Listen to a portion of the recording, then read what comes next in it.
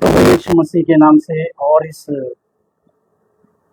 दूसरे दिन के सीकिंग गॉड्स गाइडेंस इस विषय के लिए सबों को मैं परमेश्वर के नाम को धन्यवाद देता हूँ। आज इस दूसरा डे में हम कुछ बातों को सीखेंगे, परंतु जो जिसकी शुरुआत हमने किया था उसका कुछ बातों को कह के हम आगे की ओर बढ़ेंगे। हमने परमेश्वर का मार्गदर्शन प्राप्त करना क्यों, उसका उद्देश्य क्या है या उसे क्या कहते हैं, उसकी डेफिनेशन और वो क्यों ज़रूरी है, इसके बारे में हमने कुछ बातों को पिछले सप्ताह में देखा।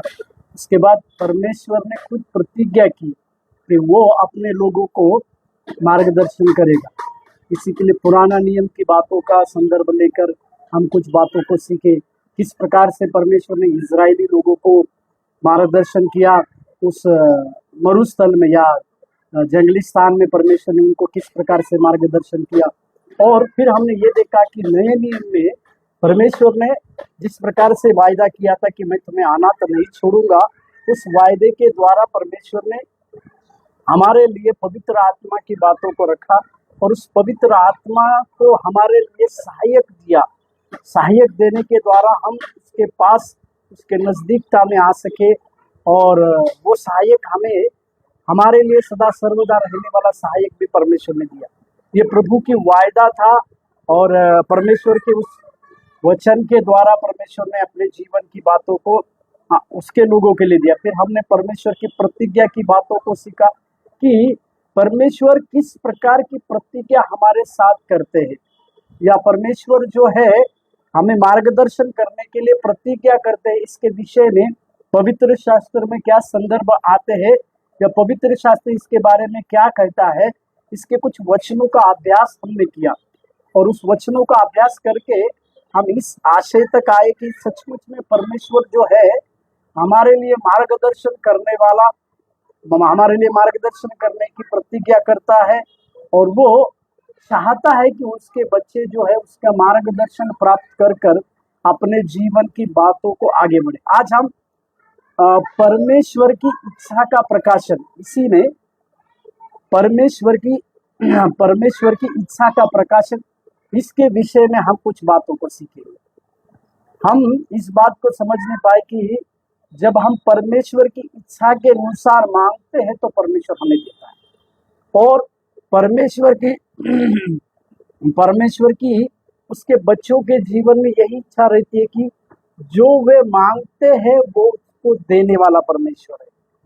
पर हम उसकी इच्छा के अनुसार अगर मांगते हैं कुछ बातों के लिए तो परमेश्वर उस बातों को देता है। इस परमेश्वर की इच्छा का प्रकाशन, इसके 4 बहुमूल्य बातों को हम आज देखेंगे कि परमेश्वर जो है उसकी इच्छा का प्रकाशन जब हमारे ऊपर रखता है तो उसमें 4 बहुमूल्य बातें या 4 बहुमूल्य सिद्धांत जो है आते हैं।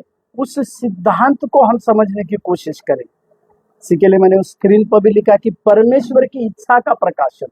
हालेलुया, प्रभु हमारे साथ रहने पर इसकी और कुछ गहराई की बातों को हम सीखेंगे कि परमेश्वर का प्रकाशन उसकी इच्छा के अनुसार, परमेश्वर की इच्छा के अनुसार प्रभु हमें प्रकाशन देता है। वो किस प्रकार का प्रकाशन रहेगा या प्रभु किस प्रकार के प्रकाशन में हमें लिए चलेगा, इसके 4 महत्वपूर्ण बातों को हम देंगे। पहली बात, परमेश्वर की इच्छा या मार्गदर्शन या अगुवाई हमेशा उसके स्वभाव से सुसंगत होती है। हालेलुया, या परमेश्वर कभी बदलता नहीं। फिर से मैं दोहराऊं, परमेश्वर की इच्छा, मार्गदर्शन, परमेश्वर की अगुवाई हमेशा उसके स्वभाव से सुसंगत होती है। हालेलुया, मतलब परमेश्वर कभी बदलता नहीं। यहाँ पर इस बात को हम सब कि परमेश्वर की इच्छा, मार्गदर्शन और अगुवाई ये परमेश्वर का स्वभाव से सुसंगत है। यानी परमेश्वर की इच्छा जो है वो हमारे लिए जो मार्गदर्शन करता है या जो हमारे लिए अगुवाई करता है, ये परमेश्वर का स्वभाव या परमेश्वर की सुसंगति होती है। मतलब परमेश्वर जो है उसमें परमेश्वर में उसकी इच्छा की बातें आती है, मार्गदर्शन की बातें आती है और अगुवाई की भी बातें आती है। या दूसरी शब्दों में हम कहें तो परमेश्वर कभी बदलता नहीं। हालेलुया। इसके विषय में उस दिन भी हम पहले दिन भी हम सीखे कि परमेश्वर सनातन परमेश्वर है, वो कभी भी नहीं बदलता। मतलब जैसे व्यवस्था विवरण में लिखा हुआ है, परमेश्वर मनुष्य नहीं कि झूठ बोले। इसी के लिए परमेश्वर जो बातों को कहता है उस बातों को वो पूरी करने की हमेशा परमेश्वर पूरी करने की इच्छा रखता है और ताकत भी रखता है, जिसके बारे में पुराने नियम के कुछ संदर्भ को हम देखेंगे।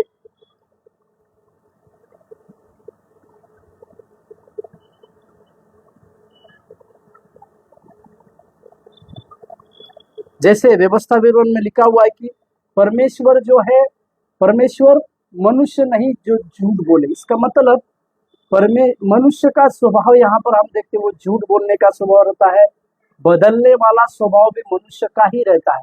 परंतु परमेश्वर में तीन बातों के साथ एक बात पाई जाती है कि परमेश्वर जो है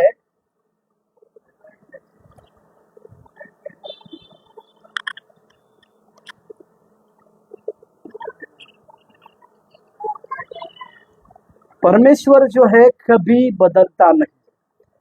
वो आदि और अंत का परमेश्वर है, वो अल्फा और ओमेगा परमेश्वर है। वो हमारे जीवन में एक शुरुआत करता है तो उसी की एंड भी वो करता है, जिसको हम समझ नहीं पाए। इसी के लिए परमेश्वर का स्वभाव में या परमेश्वर का एक स्वभाव है कि वो कभी भी नहीं बदलता। इसके लिए हम इस बात को समझ नहीं पाए कि परमेश्वर की इच्छा को जब हम जानने की कोशिश करते हैं या इच्छा की जानने की बातों को करते हैं तो उसमें परमेश्वर कभी भी नहीं बदलता है। इसको हम समझने एक वचन को नए नियम में मैं पढ़ूं, याकूब की पत्री 1 अध्याय के 7वें वचन को देखिएगा। याकूब का पत्री उसके पहले अध्याय के 7वें वचन, याकूब का पत्री उसके पहले अध्याय उसके 7वें वचन को देखिएगा।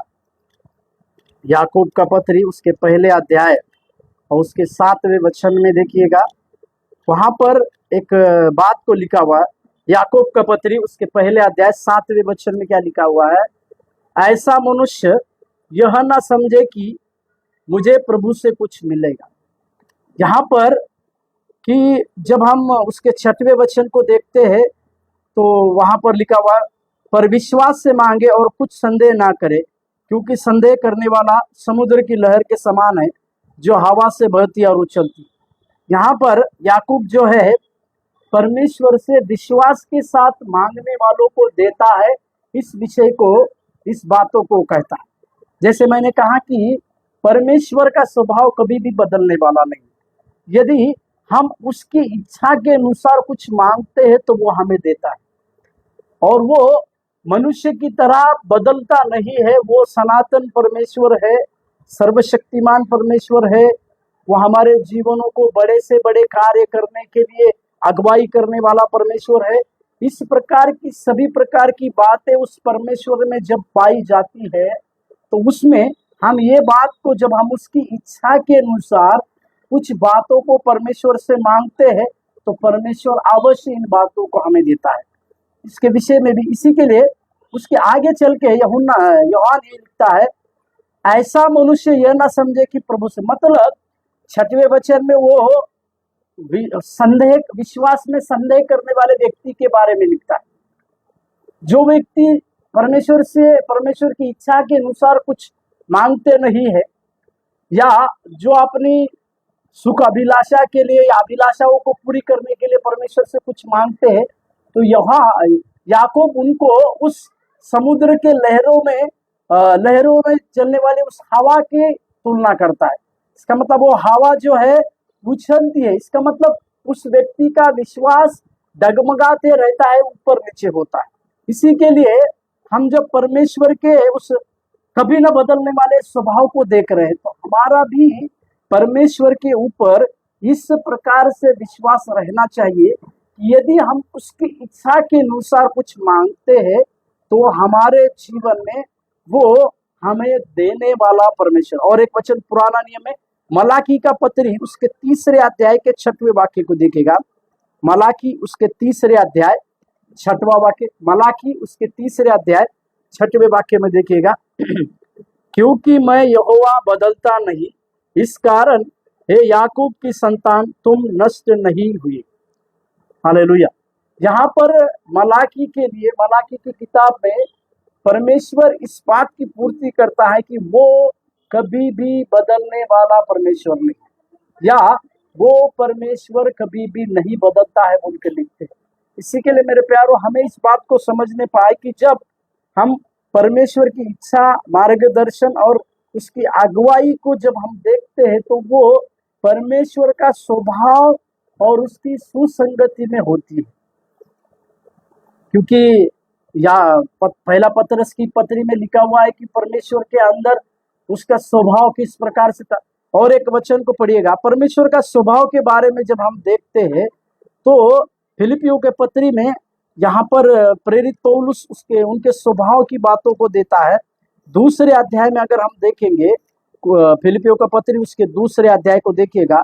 फिलिपियों का पत्री उसके 2 अध्याय उसके 5वें वचन से अगर हम देखेंगे तो परमेश्वर का स्वभाव के बारे में लिखता है। फिलिपियों का पत्री उसके 2 अध्याय 5वें वचन, जैसा मसीह यीशु का स्वभाव था वैसा ही तुम्हारा भी स्वभाव हो, जिसने परमेश्वर के स्वरूप में होकर भी परमेश्वर के तुल्य होने को अपने वश में रखने की वस्तु ना समझा, वरन अपने आप को ऐसा शून्य कर दिया और दास का स्वरूप धारण किया और मनुष्य की समानता में हो गया और मनुष्य के रूप में प्रकट होकर अपने आप को दीन किया और यहाँ तक आज्ञाकारी रहा कि मृत्यु, हाँ क्रूस की मृत्यु भी सह ली।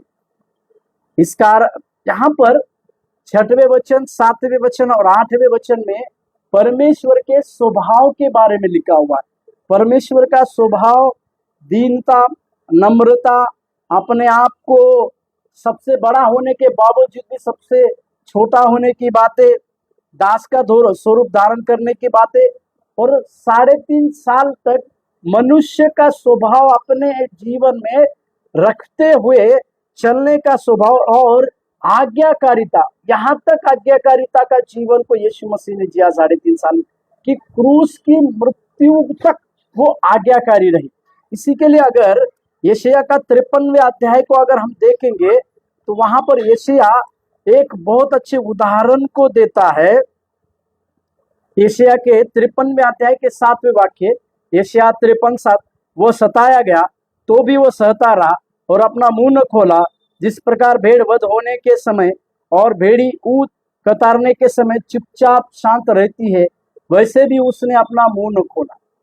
यहाँ पर यीशु मसीह के मतलब परमेश्वर के स्वभाव के बारे में हम देखते हैं। इस प्रकार का स्वभाव जो है, जब हम परमेश्वर की इच्छा का प्रकाशन को पांगते हैं तो हमें परमेश्वर का स्वभाव जैसा है उसी स्वभाव के अनुसार परमेश्वर हमारे जीवन में काम करता है। इसके लिए मैं बार बार इस बात को दोहरा रहा हूं कि परमेश्वर का स्वभाव में एक बात आती है, वो कभी भी नहीं बदलने वाला परमेश्वर है, या वो परमेश्वर हमारे जीवन में कभी भी बदलता नहीं है। वो किसी भी बातों में मनुष्य के जैसा वो बदलने की ताकत नहीं रखता है, पहली बात। दूसरा, उसके वचन से सुसंगति होती, मतलब परमेश्वर की इच्छा का प्रकाशन अगर हम पाते हैं तो उसके वचन में सुसंगति को हम देखते हैं। मतलब हम अगर परमेश्वर की इच्छा के अनुसार कुछ बातों को मांग रहे तो उसके वचन की सुसंगति उसमें होती। एक वचन को मेरे साथ खोलिएगा, यूहन्ना 17वें अध्याय के 17वें वाक्य को पढ़िए। यूहन्ना 17:17, यूहन्ना 17वें अध्याय के 17वें वाक्य में यहाँ पर लिखा हुआ है, यूहन्ना 17 के 17 में, सत्य के द्वारा उन्हें पवित्र कर, तेरा वचन सत्य। मेरे प्यारो, जैसे दूसरा पॉइंट, परमेश्वर की इच्छा का प्रकाशन अगर पाना चाहते हैं तो उसके वचन के अनुसार उसके वचन की सुसंगति उसमें होती, क्योंकि परमेश्वर का वचन सत्य वचन है। क्योंकि सत्य वचन के साथ साथ अगर यूहन्ना का पहले अध्याय का पहला वचन को अगर हम देखते हैं तो वहां पर लिखा हुआ है, यूहन्ना पहले अध्याय के पहले वचन में, वहां पर इस प्रकार से लिखा हुआ है, आदि में वचन था और वचन परमेश्वर के साथ था और वचन परमेश्वर था।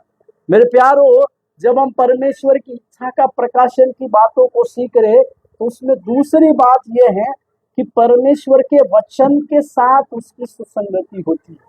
यानी परमेश्वर के वचन का आधार पर हम कुछ परमेश्वर से कुछ प्रकाशन की बातें, उसके इच्छा की बातों का प्रकाशन, परमेश्वर की इच्छा की बातों का प्रकाशन हम पाना चाहते हैं तो उसके वचन का आधार भी हमें बहुतायत से काम में लाता है।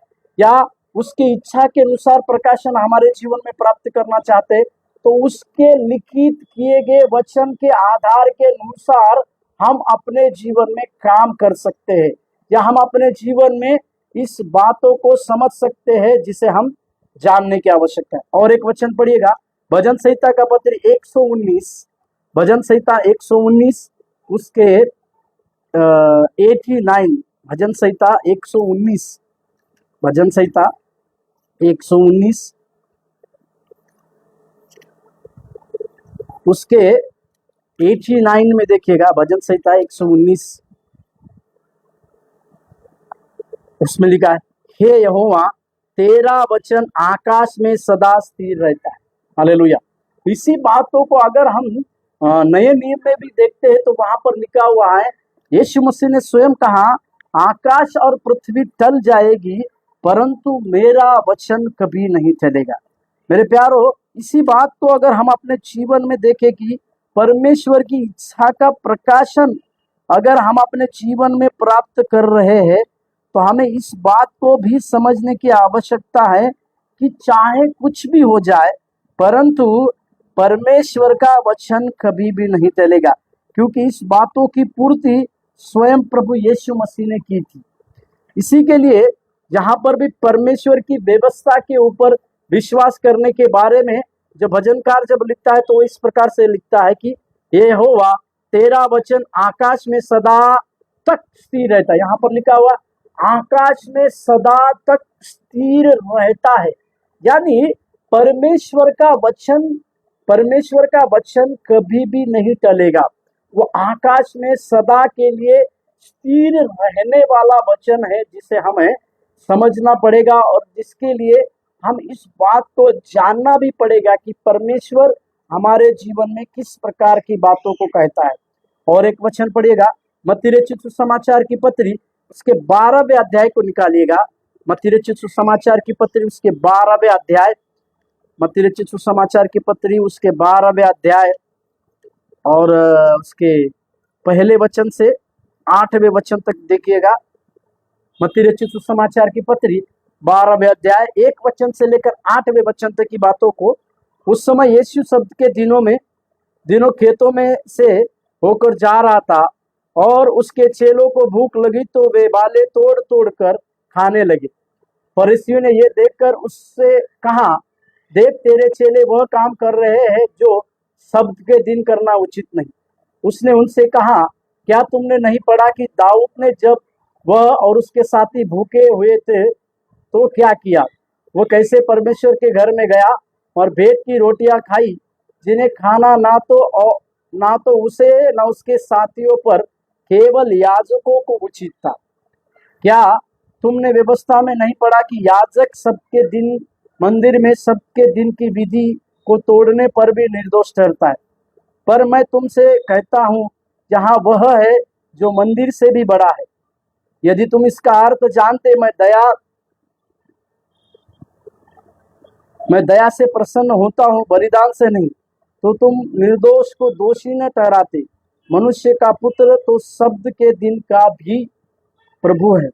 यहाँ पर इस बात को हम समझने पाए कि जब चेलों के अंदर शब्द के दिनों में कुछ खाने पीने की बातों के लिए जब फरीसियों ने उनके ऊपर दोष लगाने की बातों को कहा तो परमेश्वर ने व्यवस्था के वचनों का आधार लेकर ही फरीसी और शास्त्रियों को उन्हीं की व्यवस्था में जो बातें लिखी गई है उसकी बातों को कहा, क्योंकि लगातार फरीसी और शास्त्री जो है प्रभु यीशु मसीह को उस व्यवस्था की बातों को लेकर पकड़वाने की चाह रहे थे या उसे उलझन में डालने की कोशिश कर रहे थे। परंतु परमेश्वर जो सर्वज्ञानी है, वो बुद्धि का सर्वश्रेष्ठ दाता है, वो प्रभु यीशु मसीह वचन के आधार पर, वचन के आधार पर जो व्यवस्था में जो लिखी गई है, उसके सच्चे वचन के आधार पर ही उन लोगों को उनकी बातों का सलाह देते थे या उनकी बातों की उलाहना यहाँ पर करते थे। इसी के लिए हमें इस बात को समझने की आवश्यकता है, जब हम परमेश्वर की इच्छा का प्रकाशन को देखते हैं या प्रकाशन को पाना चाहते हैं, तो दूसरी चीज उसके वचन के संगति, उसके वचन के साथ सुसंगति में हमें रहने की आवश्यकता मिलती है। अगर हम प्रेरितों के काम अगर 9वें अध्याय और 10वें अध्याय की बातों को देखते हैं, प्रेरितों के काम उसके 9वें अध्याय में एक बहुत बड़े व्यक्ति के मन परिवर्तन की बातों को हम देखते हैं, जो कलीसिया को सता रहा था, जो कलीसिया के लोगों को मारपीट कर कर यहाँ तक कि उस राजा को दिमिश्क के रास्ते से जाते समय उस राजा के पास से एक चिट्ठी लेकर जाने के लिए, एक आज्ञा को प्राप्त करने के लिए जाने वाला, अपने समाज के प्रति धुन रखने वाला एक शाऊल के हृदय परिवर्तन की बातों को देखते हैं। उसके हृदय परिवर्तन की बातों में एक बात सबसे बड़ी होती है कि परमेश्वर ने, अगर हम 15वें वाक्य को देखेंगे, प्रेरितों के काम 9वें अध्याय के 15वें वाक्य को, प्रेरितों के काम 9वें अध्याय 15वें वाक्य को देखिएगा। परंतु प्रभु ने उससे कहा, तू चला जा, क्योंकि वह तो अन्य जातियों और राजाओं और इजराइल के सामने मेरा नाम प्रकट करने के लिए मेरा चुना हुआ पात्र है। मेरे प्यारों, इसी शाऊल को परमेश्वर ने एक अद्भुत दर्शन की बातों को देखकर अन्य जातियों में सुसमाचार कार्य करने के लिए दर्शन के जरिए बात किया। इसी शाऊल को अन्य जातियों में सुसमाचार का कार्य को और फैलाने के लिए प्रभु ने उसकी मुठभेड़ उस दिमिश्क के रास्ते से जाते समय किया। इसका मतलब क्या था कि परमेश्वर की इसी शाऊल के लिए एक योजना थी, या उसको इस प्रकार से इनकाउंटर करने का इनकाउंटर करने का बात इसी के लिए था कि शाऊल के द्वारा अन्य जातियों में सुसमाचार का कार्य की बढ़ोतरी। और 10वें अध्याय को अगर हम देखते हैं, प्रेरितों के काम उसके 10वें अध्याय में कुरनेलियुस के घर में पतरस को जब परमेश्वर ने जाने के लिए कहता है, तो वहां पर भी ये पतरस अन्य जातियों में जाने के लिए हिचकिचाता था, क्योंकि वो शायद इस प्रकार की बातों को जानता था, क्योंकि यीशु मसीह अपने 3.5 साल की सेवकाई में इस प्रकार से कहते थे कि मैं इजराइल की खोई हुई भेड़ों को छोड़ और किसी के लिए नहीं आया, और अन्य जातियों के लिए वो अपने चेले लोगों को जाने नहीं देते थे। परंतु यहाँ पर पतरस के मन में जो दुविधा चल रही थी, उस दुविधा को अन्य जातियों में से हटाने के लिए परमेश्वर ने पतरस को जो है एक प्रकार के दर्शन को देकर उसे उस अपवित्र, अब अन्य जातियों के लोगों को उस समय अपवित्रता अशुद्धता की बातों को कहा जाता था, परंतु परमेश्वर ने अपने दर्शन को देखकर पतरस के द्वारा भी अन्य जातियों में उसका सुसमाचार के लिए बड़ा कार्य करने हेतु वहां पर दिया। और हम देखते हैं कि उन्होंने उस समय पतरस ने उन सभी लोगों के पास जाकर प्रार्थना किया, और वहां पर पतरस ने अन्य जातियों के बीच में सुसमाचार का बड़ा कार्य को देखा। मेरे प्यारो, ये पहले मैं शाऊल को दिखाया। शाऊल को परमेश्वर ने दिमिश्क में जाते समय इसी के लिए दर्शन की द्वारा बात किया कि इस शाऊल के द्वारा परमेश्वर जो है अन्य जातियों में उसके कार्य करने के लिए बड़ी बात करना चाहता था, और उसी बात को अन्य जातियों में सुसमाचार का द्वार खोलने के लिए पतरस को भी परमेश्वर ने दर्शन के द्वारा इस्तेमाल किया। इस बातों को हम समझते हैं। और तीसरी बात, अगर हम परमेश्वर की प्रतिज्ञाएं परमेश्वर की इच्छा का प्रकाशन है। हालेलुया, प्रभु के नाम की महिमा। इस विषय को हम ज्यादा नहीं देखेंगे, क्योंकि पहले दिन हमने परमेश्वर की प्रतिज्ञाएं जो है वो देखी थी। उसके बारे में अगर हम उस समय उत्पत्ति के पत्रिका में आपको बता रहा था कि इस अब्राहम को परमेश्वर ने इस प्रकार से वायदा किया था कि उसके लोग 400 साल तक वो बंधुआई में रहेंगे बोलकर, परंतु उसके बाद उनको छुड़ाया जाएगा बोलकर एक व्यक्ति के द्वारा परमेश्वर उनको छुड़ा लेगा और उनकी गुलामी की बातों को वो परमेश्वर पूरी तरह से निकाल देगा। इस विषय को हम जानते हैं, इस विषय को हम समझते हैं। इसी के लिए जब हम परमेश्वर की प्रतिज्ञाएं, परमेश्वर की इच्छा का प्रकाश, मतलब परमेश्वर ने इस्राएली लोगों को, मिस्री लोगों को जो फिरौन के हाथों में थे उनको छुड़ाने का, और वचन बतलाती है उनके लिए जो आशीषित जगह थी, उनके लिए जो आशीषित देश था, कनान देश में पहुंचाने का जो वायदा दिया था, उसी को कहते हैं परमेश्वर की प्रतिज्ञा। और परमेश्वर की ये प्रतिज्ञा जो है परमेश्वर की इच्छा थी। मेरे प्यारो, इस बात को समझिएगा, इजरायली लोगों को मिस्र से छुड़ाकर कनान देश में लेके जाना ये परमेश्वर की इच्छा का प्रकाशन था। क्योंकि परमेश्वर ने हमारे बाप दादा अब्राहम से इस प्रकार से वायदा किया था कि बंधुआई से उनको एक व्यक्ति को छुड़ा लिया जाएगा। इसी के लिए प्रेरितों के काम में अगर हम इस बातों को देखते हैं, प्रेरितों के काम में इस प्रकार से, प्रेरितों के काम उसके 7वें अध्याय की ओर अगर हम देखें, प्रेरितों के काम उसके 7वें अध्याय को अगर हम देखें तो वहां पर इस प्रकार से लिखा हुआ है कि परमेश्वर ने मूसा के द्वारा उन लोगों को छुड़ाने की बहुतायत की बातों को किया, और परमेश्वर ने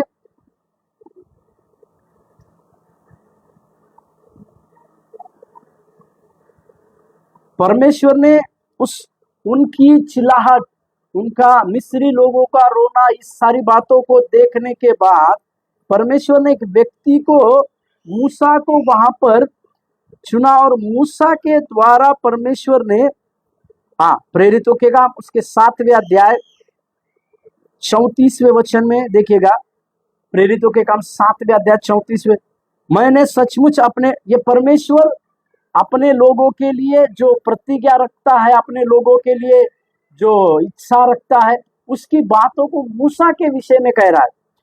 मैंने सचमुच अपने लोगों की जो मिस्र में दुर्दशा को देखा है और उनकी आह और उनका रोना सुना है, इसीलिए उन्हें छुड़ाने के लिए मैं उतरा हूं। अब मैं तुझे मिस्र भेजता हूं। हालेलुया। और इसी बातों को अगर निर्गमन की पत्री में 3रे अध्याय में अगर हम देखते हैं तो वहां पर भी परमेश्वर इसी मूसा को इस प्रकार से आज्ञा को देता है। निर्गमन की पत्री को देखिएगा, निर्गमन की पत्री उसके 3रे अध्याय के 90 वाक्य, निर्गमन की पत्री 3रे अध्याय के 90 वाक्य। इसीलिए अब सुन, इज़राइल की चिल्लाहट मुझे सुनाई पड़ी है और मिस्रियों का उन पर अंधेर करना भी मुझे दिखाई पड़ा है। 10वें वाक्य, इसीलिए मैं तुझे फिरौन के पास भेजता हूं कि तू मेरी इजरायली प्रजा को मिस्र से निकाल ले। हालेलुया। यानी इस बात को हम समझे कि परमेश्वर जो प्रतिज्ञा करता है वो परमेश्वर की इच्छा है। इसके लिए और एक व्यक्ति के बारे में अगर मैं आपको कहूं तो परमेश्वर ने दाऊद को एक वाचा बांधा, दाऊद से एक प्रतिज्ञा किया। दाऊद के लिए परमेश्वर के वचन में लिखा है कि तेरा राज युग युग तक बना रहेगा, यानी तेरा सिंहासन बना रहेगा बोलकर परमेश्वर ने दाऊद के एक प्रकार की वाचा बांधी। और हम देखते हैं दाऊद 40 साल तक उस राजा बना। उसके बाद जो है उसका बेटा सुलेमान राजा बना, वो उसका भी राज्य 40 साल तक रहेगा। दूसरे इतिहास की पत्री में अगर इस बातों को हम देखते हैं तो परमेश्वर ने राजा दाऊद को उसकी राजगद्दी के लिए, उसकी राजगद्दी स्थिर रहने के लिए जो बातें कही थी वो बातें एक प्रतिज्ञा की द्वारा है। और परमेश्वर जब प्रतिज्ञा करते हैं वो उनकी इच्छा का प्रकाशन होता है। हालेलुया।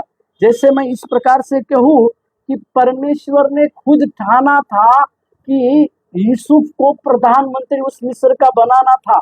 यानी मैं इस प्रकार से कहूं कि ये परमेश्वर की इच्छा थी कि वो यूसुफ अपने भाइयों से ऊंचा किया जाए, ये यूसुफ अपने माता पिता से ऊंचा किया जाए, वो यूसुफ जिसको कई एक कठिनाई का सामना करना पड़ेगा, परंतु परमेश्वर की इच्छा ये थी कि उसकी प्रतिज्ञा उस यूसुफ के जीवन में पूरी हो। इसी के लिए भजनकार इस प्रकार से यूसुफ के बारे में लिखते हैं। भजनकार भजन संहिता का पत्री को देखिएगा, भजन संहिता, उसमें यूसुफ के बारे में इस प्रकार से लिखा हुआ है।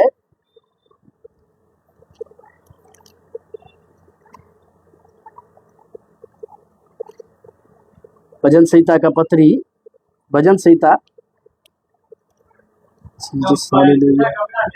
Hallelujah, thank you Jesus, thank you Jesus, thank you Jesus, thank you Jesus, प्रभु भला। उस वचन में इस प्रकार से लिखा हुआ है कि जब तक परमेश्वर का वचन पूरा ना हो तो वह यूसुफ को परमेश्वर का वचन कसौटी में लाता गया बोलकर लिखा हुआ है। हाँ, भजन संहिता का पत्री देखिएगा, भजन संहिता 105 के 19वें वाक्य, भजन संहिता 105:19, जब तक कि उसकी बातें पूरी नहीं हुई तब तक यहोवा का वचन उसे कसौटी कसता रहा। मेरे प्यारो, ये बात यूसुफ के जीवन में, इसी के लिए मैं ये कह रहा था कि परमेश्वर जो प्रतिज्ञा करते हैं हमारे जीवन में, जो प्रतिज्ञा परमेश्वर से जो होती है, या परमेश्वर कुछ प्रतिज्ञा को हमारे जीवन, व्यक्तिगत जीवन के लिए, कलीसिया के जीवन के लिए, और या फिर कई एक प्रकार की बड़ी सेवकाई के लिए जब देते हैं, वो परमेश्वर की इच्छा का एक प्रकाशन होता है जिसे हम समझने की आवश्यकता। चौथी और आज की आखिरी बात को, हमारे लिए परमेश्वर की इच्छा यह है कि हम उसकी इच्छा को जानें। हालेलुया। जब हम परमेश्वर की इच्छा के प्रकाशन की बातों को समझ रहे हैं तो हमें ये बात समझने की आवश्यकता है कि हम परमेश्वर की इच्छा को जानें। जैसे शुरुआत के पॉइंट में मैंने कहा था कि हमें परमेश्वर की इच्छा को जानने की आवश्यकता है। मेरे प्यारो, इसके लिए मेरे साथ एक वचन को पढ़ेगा, पहला कुरिन्थियों के पत्री उसके 1 अध्याय के 9वें वाक्य। पहले कुरिन्थियों की पत्री उसके 1 अध्याय 9वें वाक्य, परमेश्वर सच्चा है जिसने तुमको अपने पुत्र हमारे प्रभु मसीह यीशु की संगति में बुलाया। 10वें वाक्य को, हे भाइयों, मैं तुमसे हमारे प्रभु यीशु मसीह के नाम से विनती करता हूं कि तुम सब एक ही बात कहो और तुम में फूट ना हो, परंतु एक ही मन और एक ही मत होकर मिले रहो।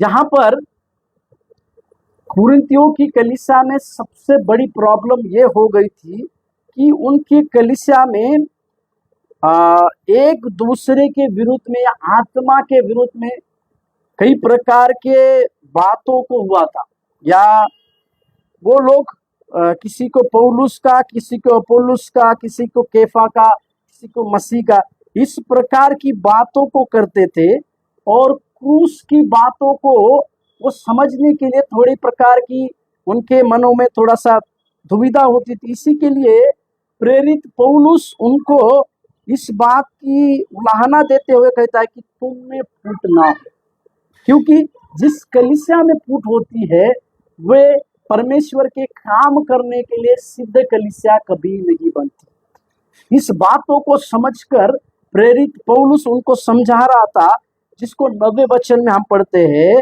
परमेश्वर सच्चा है जिसने तुमको अपने पुत्र हमारे प्रभु यीशु मसीह की संगति।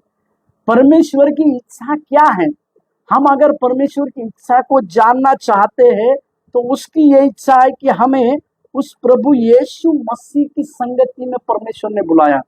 मेरे प्यार, इसी के लिए कई प्रकार की, आज भी कई एक प्रकार की आत्माओं की बातों को सुनते हैं, कई प्रकार के कल्ट की बातों को हम सुनते हैं, कई प्रकार के विभिन्न कलीसियाओं की जो मसीह के देह को अलग अलग करती है, इसी प्रकार की बातें आज भी हम पाई जाती।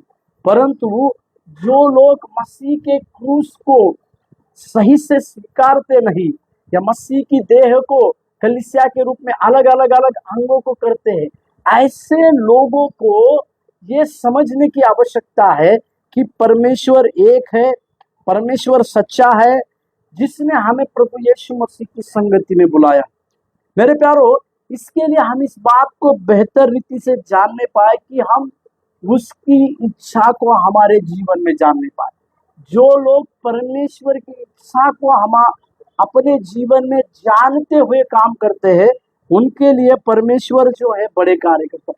इसी के लिए यीशु मसीह ने जब अपने चेलों को जब प्रार्थना करना सिखाया, तो उसमें एक बहुमूल्य बात को जब हम यीशु मसीह की प्रार्थना को करते हैं, तो उसमें कहते हैं, मत्ती रचित समाचार 6वें अध्याय के 10वें वचन, तेरा राज्य आए, तेरी इच्छा जैसे स्वर्ग में पूरी होती है वैसी पृथ्वी पर भी। यहाँ पर शब्द जब हम इस प्रार्थना को करते हैं, तो उसमें इस प्रकार से कहते हैं, तेरी इच्छा जैसे स्वर्ग में पूरी होती है वह पृथ्वी पर भी पूरी हो। मतलब उसकी इच्छा, परमेश्वर की इच्छा, इस प्रकार के शब्दों को हम वहां पर देखते हैं। मेरे प्यारो, इस बात को थोड़ा सा हम समझने की आवश्यकता है कि